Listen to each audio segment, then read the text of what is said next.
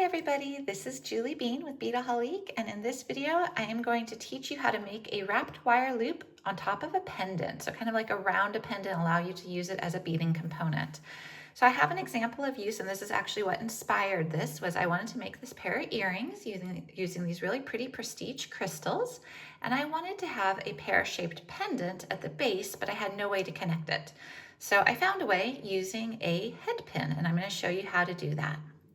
So what we're going to need is some different tools. You'll need 2 pairs of chain nose pliers, a wire looping plier or a round nose, but I do recommend the wire looping plier. It does make this project easier. And then also a pair of cutters. Then in terms of your supplies, now I have an earring, and I'll have the earring components and everything listed on beadaholique.com and in this video as well.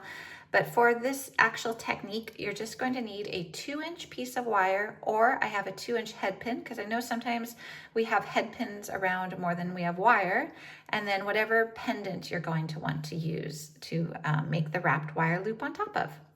So what we're going to first do is, if you are using a head pin, you're going to cut the head off of the head pin. So you're going to want to do it right where that head is. You're not going to want to lose any of your wire. So we just snipped it off. Then you're going to take your head pin. Let me move a couple of these pliers out of the way so you can see it a little bit better. Actually, let me just move everything. Okay, so we've got the wire, and we're just going to look at where is about the halfway mark. And we're going to bend the wire with our fingers. And you're just going to totally bend it so you have a nice U shape. There you go. So this is what we have so far. Now you're going to place your pendant onto the U, like so, and let it hang down.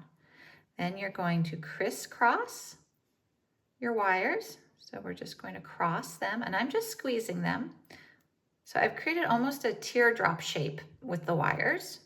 And then I'm going to push that teardrop down a little bit more so that our wires do crisscross nicely.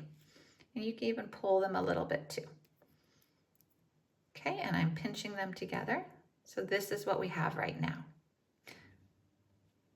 Then what you're going to want to do is you're going to take one of your chain nose pliers, and you're going to bend up one of the wires. So I just bent it up towards the sky. So one is now bent up and one is still sticking out. Now you're going to take your chain nose pliers and you're going to grab right under where the wires crisscross. You're going to take this wire now, the one that was not bent up, and just pull it down to the side. You're going to take your other chain nose pliers and you're going to grab this wire end. I do know that you can do it with your fingers, but it is more difficult, so I do like to use the 2 pairs of chain nose pliers. And we're going to take that and we're going to twist it around the upright wire. And we're just pulling it. And we're going to make 2 loops.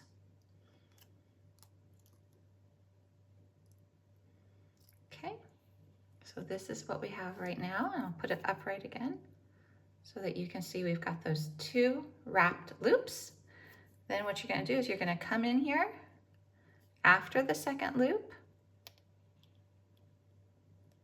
and trim that wire. Okay, now take your other pliers, and this is why we use 2 chain nose, and pinch it in a little bit. You're just pinching in that rough edge. Okay, now come in with your wire looping pliers, and you've got that concave nose and that round nose. And right above your wrappings, you're going to pinch it. Now what you can do, rotate this down, move your pliers up to the top, and this is why I like the wire looping, because it holds on to it. A round nose is a little slippier. Okay, and we're going to pull this off to the side.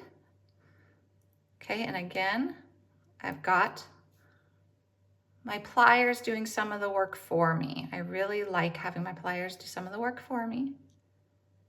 So I crisscrossed. I'm just going to pull this wire to the back. Keep pulling. Oops, sorry guys, hit the camera there. Okay, so we see what we've got. Got that nice wrapping. And now, because I know this is already nice and secure, I'm just going to trim that back wire. And again, go in and tuck my tail. Always tuck your wire tails is what I should say, because they help it so that they don't scratch you or your clothing or anything else. And there we go. So this is what we have for our little pendant. Now what you can do, if you want to change the direction of that loop, if you don't like it straight up, you can. I'm going to show you how to do that real quick so you can leave it as is, or you can hold it in your pliers, take this loop,